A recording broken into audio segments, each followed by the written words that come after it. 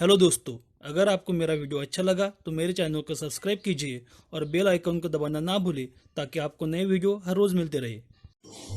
Hi everyone, I am Praveen Bulke and I welcome you all on my YouTube channel.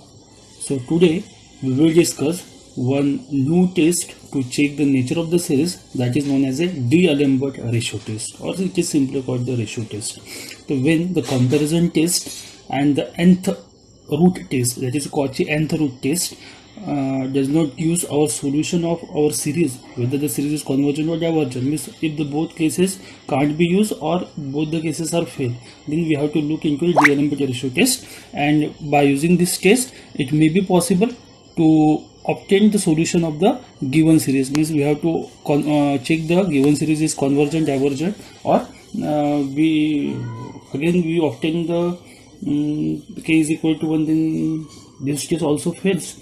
So these are the information given by D'Alembert ratio test. Suppose actually when to check the nature of the series, we need a series. So here summation of un is a positive term series, and here we have to obtain the ratio test, because the test itself denoted that ratio test means we have to obtain the ratio. So we have to obtain the ratio of un plus 1 upon un. So un plus 1 is obtained from un by replacing n by n plus 1. So to find the limit of this term, and again we get some values, that is k, and all the cases that arise due to the ratio test are same as root test. So if k is equal to k is less than 1, then the series is convergent. If k is greater than 1, the series is divergent, and again k is equal to 1, the ratio test again fail. Means we can't say about the convergent and divergent for k is equal to 1. So when the nth root test and comparison test are not gives the result of the series, then we try the D'Alembert ratio test to solve this problem, and for this we obtain this term. Okay, so based upon that we take one example. So test the convergence of the series whose n term is n square upon 2 raised to the power n. So here this term is un is equal to n square upon 2 raise to the power n. तो सबसे पहले हमको क्या करना पड़ेगा, हमको comparison test के बारे में सोचना पड़ेगा. तो कंपैरिजन टेस्ट के बारे में कब यूज़ करना है हमको कंपैरिजन टेस्ट, जब ऊपर और नीचे दोनों में n के पावर होंगे और n का पावर जो न्यूमरेटर का है वो डिनोमिनेटर से क्या होगा, लेस होगा, तब हम कंपैरिजन टेस्ट यूज़ कर सकते हैं. यहाँ पे n का पावर तो 2 है, लेकिन यहाँ पे n ही पावर में है, तो उसका पावर तो हम बता नहीं सकते क्या है, तो इसलिए यहाँ पे कंपैरिजन टेस्ट क्या हो जाएगी, फेल हो जाएगी. हम दूसरी टेस्ट चेक करेंगे, रूट टेस्ट. लेकिन रूट टेस्ट में मैंने आपको बताया था कि रूट टेस्ट तभी यूज़ करना है जब सीरीज़ के पावर में n होगा. तो सीरीज़ के पावर में n तो है, लेकिन सिर्फ डिनोमिनेटर के पावर में n है, न्यूमरेटर के पावर में तो n नहीं है, वहाँ पे तो 2 है. तो रूट टेस्ट भी क्या हो जाएगी, यहाँ पे फेल हो जाएगी. इसीलिए हम क्या यूज़ करेंगे, फिर रेशियो टेस्ट यूज़ करेंगे. तो रेशियो टेस्ट के लिए हमको क्या निकालना है, un+1 निकालना है. तो un+1 की वैल्यू क्या हो जाएगी, n+1 square upon 2 raise to the power n+1, that is n is replaced by n+1. Now you obtain the ratio un+1 upon un, which is equal to limit n tends to infinity. The value of un+1 is given by this, and the value of given by this. Now rearranging this term, we can write this as numerator में जो term वो as it is रखेंगे और denominator का denominator है तो ऊपर चला जाएगा, तो यह ऐसे आएगा.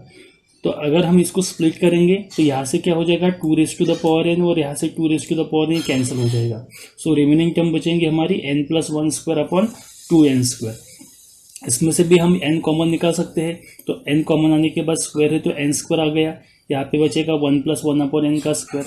Again this n square cancel, so we get this value, and limit n tends to infinity, we get 1 upon infinity, it is 0. 1 plus 0 is 1, 1 square is 1, 1 into 1 by 2 is 1 by 2. The answer is 1 by 2, means we get the value of k, and this 1 by 2 is less than 1. So therefore by D'Alembert ratio test this series is convergent. Okay. तो calculation थोड़ा एकदम simple है, सिर्फ आपको मालूम चाहिए कि ये टेस्ट हमको कब यूज़ करना है. और अगर लेस देन 1 है तो कन्वर्जेंट है, ग्रेटर देन 1 है तो डाइवर्जेंट है. तो लेस देन 1 हमको यहाँ पे मिल गया. सिमिलरली हम एक और प्रॉब्लम लेंगे, सेम एग्जांपल है कि test the convergence of the series whose n term is again यहीं पर भी देखो आप, नीचे n का पावर है लेकिन ऊपर n ही पावर में है, तो कंपैरिजन टेस्ट नहीं लगेगा। ऊपर के टर्म का पावर n है लेकिन नीचे के टर्म का पावर n नहीं है, तो यहाँ पे रूट टेस्ट भी अप्लाई नहीं होगी। तो हम क्या करेंगे, फिर रेशो टेस्ट पे जाएंगे। तो रेशो टेस्ट से हमने un की वैल्यू ले ली, फिर हमको un+1 निकालना है, तो ये हो जाएगा 2n+1 upon n+1 cube. Now we have to find the ratio un+1 upon un। So un+1 की वैल्यू आपको मालूम है, यहाँ पे पुट कर दी, un की वैल्यू यहाँ पे पुट कर दी, ये रीअरेंज कर दिया, ये न्यूमरेटर डिनोमिनेटर आ गया, ये डिनोमिनेटर के डिनोमिनेटर में तो ये उल्टा हो जाएगा, ऊपर चला जाएगा, तो n के ऊपर 2n। इसको सेपरेट करने के बाद ये 2n और 2n कैंसिल हो गया, तो यहाँ पे 2n बचेगा, मतलब 2 बचेगा, ऊपर n³ और नीचे n+1 का क्यूब। नीचे में से n कॉमन लेंगे हम, तो ये n³ बन जाएगा, और यहाँ पर बचेगा 1+1 upon n whole cube. Now again n³ get cancel, तो remaining term is 2 upon 1+1 upon n cube, and n tends to infinity, we get 1 upon infinity, and 1 upon infinity is 0. So 1 plus 0 is 1, 1 cube is 1, 2 upon 1 is 2. Now this 2 means we get k equal to 2. K equal to 2 and 2 is greater than 1. So 2 is greater than 1 मतलब by using ratio test, this series is divergent. So example में कुछ नहीं है, सिर्फ हमको calculation करना है और कंडीशन यूज करनी है। एक और एग्जांपल लेंगे, हर बार जैसे हम लेते हैं जिसमें n की टर्म आपको गिवन नहीं रहेंगी, तो n की टर्म पहले हमको फॉर्म करना है और बाद में उसको इवैल्यूएट करना है। तो ये सीरीज है, इसको भी हमको चेक करना है कॉन्वर्जेंट और डाइवर्जेंस के लिए। तो गिवन सीरीज आपके पास ये है। अभी यहाँ पे हमें सॉल्व करने के लिए nth टर्म की सीरीज चाहिए, तो वो नहीं है तो हम वो बनाएंगे। तो यहाँ पे आप ऑब्जर्व करेंगे तो देखो यहाँ पे 1 स्क्वायर है, यहाँ पे 2 स्क्वायर है, यहाँ पे 3 स्क्वायर है, यहाँ पे 4 स्क्वायर है, मतलब n इक्वल टू 1 है तो 1 स्क्वायर, n इक्वल टू 2 है तो 2 स्क्वायर, n इक्वल टू 3 है तो 3 स्क्वायर, n इक्वल टू 4 है तो 4 square, n equal to n होगा तो n स्क्वायर मिल जाएगा। करेक्ट है। उसके बाद 1 के बाद 2 आएगा, 2 के बाद 3, 3 के बाद 4, 4 के बाद 5 और सभी का स्क्वायर है, तो वैसे ही n के बाद क्या आएगा n+1, तो इसका भी स्क्वायर हो जाएगा। 1 के लिए 1 फैक्टोरियल है, 2 के लिए 2 फैक्टोरियल है, 3 के लिए 3 फैक्टोरियल है, 4 के लिए 4 फैक्टोरियल है, तो n के लिए क्या हो जाएगा n फैक्टोरियल हो जाएगा। मतलब ये आपको मिल गई सीरीज समेशन ऑफ un। तो हमको क्या करना है, अभी un को देखना है, तो un को मैंने कंसीडर कर दिया, ये हमारे पास un आ गया है। ओके, अभी नीचे फैक्टोरियल है तो पावर का फिर अभी छोड़ दो आप, कंपैरिजन टेस्ट वहाँ पे यूज करना ही नहीं है, फैक्टोरियल आ गया इसलिए।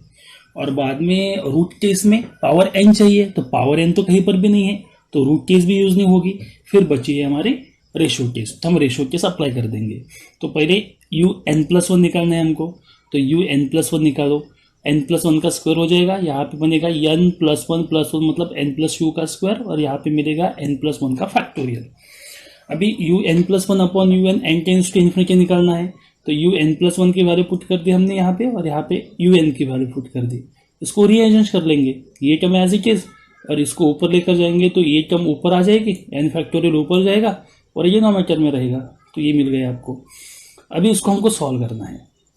सो देखिए अभी यहाँ पर तो n+1 स्क्वायर ये तो हमारा कैंसिल हो जाएगा। अभी बचा है फैक्टोरियल में क्या कर सकते हैं, तो अगर सपोज मुझे अगर 4 फैक्टोरियल की वैल्यू निकालना है, तो 4 फैक्टोरियल की वैल्यू मैं कैसे निकाल सकता हूँ, 4 × 3 × 2 × 1 बराबर है। अभी इसको मैं ऐसा भी लिख सकता हूँ 4 और 3 × 2 × 1 मतलब क्या है, ये है 3 फैक्टोरियल। मतलब कोई भी नंबर का फैक्टोरियल आप वो नंबर और उससे एक कम नंबर का फैक्टोरियल ऐसे लिख सकते हैं। तो हम उस ये जो मैक्सिमम टर्म है उसको ऐसे लिखेंगे, क्यों लिखेंगे, क्योंकि ये n फैक्टोरियल को क्या करना है, हमको कैंसिल करना है। तो यहाँ पे ये वो कैंसिल हो गया, ऊपर की टर्म बचेगी n+2 square into n factorial. तो n+1 फैक्टोरियल, जैसे 4 को लिखा हमने 4 × 3 फैक्टोरियल, मतलब वही वैल्यू और एक वैल्यू कम करके फैक्टोरियल। तो n+1 का फैक्टोरियल क्या होगा, n+1 मतलब उतनी ही वैल्यू और एक से कम मतलब n factorial into n square. यहाँ से क्या होगा, n फैक्टोरियल कैंसिल हो जाएगा, तो आपको ये रिमेनिंग टर्म मिलेगी। अब इसका लिमिट निकालना है, कॉमन निकालेंगे हम, ऊपर के वैल्यू से n कॉमन निकलेगा और नीचे से भी n कॉमन निकलेगा। तो ऊपर से अगर n कॉमन निकला तो वो क्या है, वहाँ पर स्क्वायर है। देखिए यहाँ पर n ब्रैकेट का स्क्वायर है, तो ऊपर से n स्क्वायर कॉमन निकल जाएगा, तो 1 + 2/n बचेगा। यहाँ पर n स्क्वायर 1 + 2/n का स्क्वायर बचा।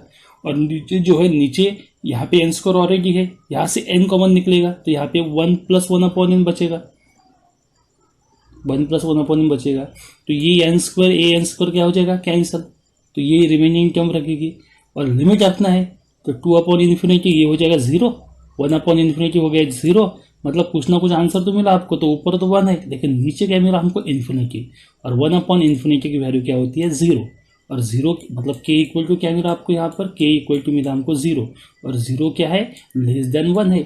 मतलब सीरीज क्या हो गई, convergent by using D'Alembert ratio test. तो डी-एलेम्बर्ट रेशियो टेस्ट के बारे में अगर आप देखेंगे कि हमको कब यूज करनी है, तो ये टेस्ट आपको तब यूज करनी है जब कंपैरिजन टेस्ट और रूट टेस्ट यूज नहीं होगा। अभी कंपैरिजन टेस्ट यूज क्यों नहीं होगी, क्योंकि वही कंसेप्ट, ऊपर के n का पावर नीचे के n के पावर से कम चाहिए, वो नहीं है तो कंपैरिजन नहीं है। रूट टेस्ट क्यों नहीं यूज होगी, पावर n चाहिए कम से कम सभी टर्म के पावर n होगी तो ठीक है। अगर n पावर नहीं है, एक टर्म का है लेकिन दूसरे टर्म का नहीं है तो वो नहीं चलेगा। तो इसलिए रूट टेस्ट भी अप्लीकेबल नहीं है। और दोनों अप्लीकेबल नहीं है तो फिर क्या करना है, हमको रेशियो टेस्ट अप्लाई करना है। तो रेशियो टेस्ट से un आपको मिलेगा, उसका यूज करके un+1 निकालना है, un+1/un का रेशियो निकालना है, लिमिट करना है n टेंड्स टू इन्फिनिटी, आप कुछ आंसर मिलेगा। और कंडीशन तो रूट टेस्ट जैसी है, k <1 होगा तो कॉन्वर्जेंट, k greater होगा तो डाइवर्जेंट, और k इक्वल टू 0 होगा तो केस इज फिल। तो उस हिसाब से हम कोई भी प्रॉब्लम इससे सॉल्व कर सकते हैं। यहाँ से कुछ एग्जाम्पल है एक्सरसाइज के लिए, आपको सॉल्व करने के लिए एग्जाम्पल सॉल्व करके देखिए आप।